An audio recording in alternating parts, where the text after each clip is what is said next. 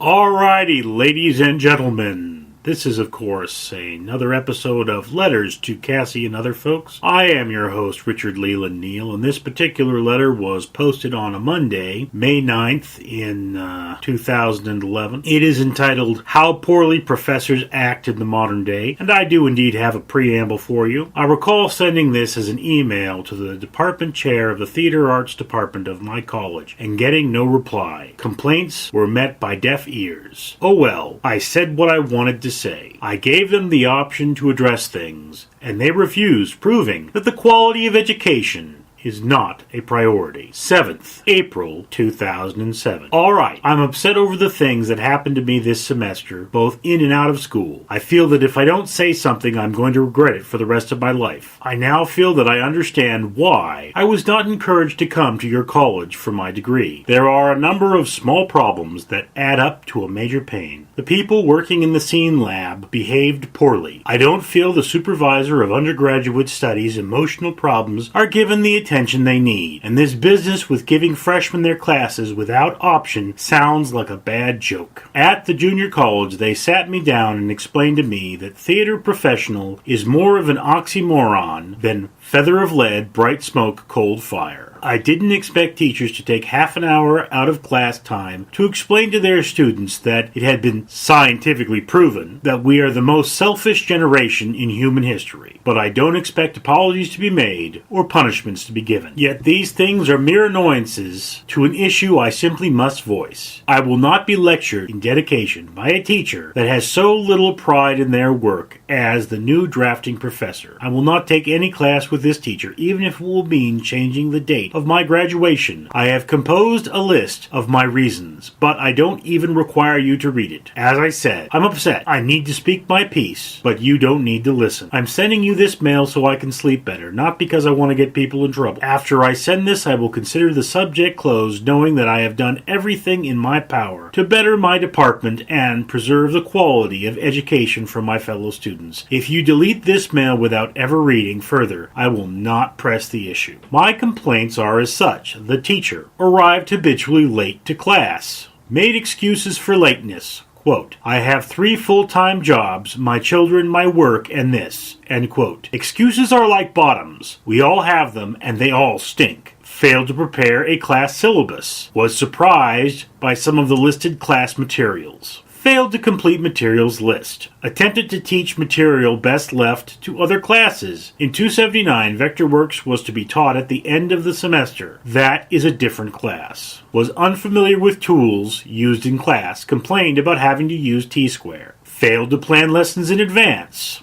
Laughed at students when they made mistakes. Quote, Look everyone, ha ha ha. She just cut out the same shape over and over again and thought that it would magically fill in. End quote. If you feel that this is appropriate conduct for a teacher, I'm not willing to argue the point. You have more experience than I. Instructed grad students to look over student work. This led to mutually exclusive instruction. Left class after 15 minutes of lecture. Left class unattended without faculty members present. Quote, I'm going home, you have to stay here. End quote. Note that the classroom had a video camera and computer projector. I'm open to the idea that I'm being overly critical and we should never do anything when upset. However, stood I in your shoes, I would think very hard on how this teacher's job may be saved. I don't believe in punishing people for their mistakes, only for willful misconduct. I have never encountered behavior like this in a teacher. I am shocked and worried by the things I have seen.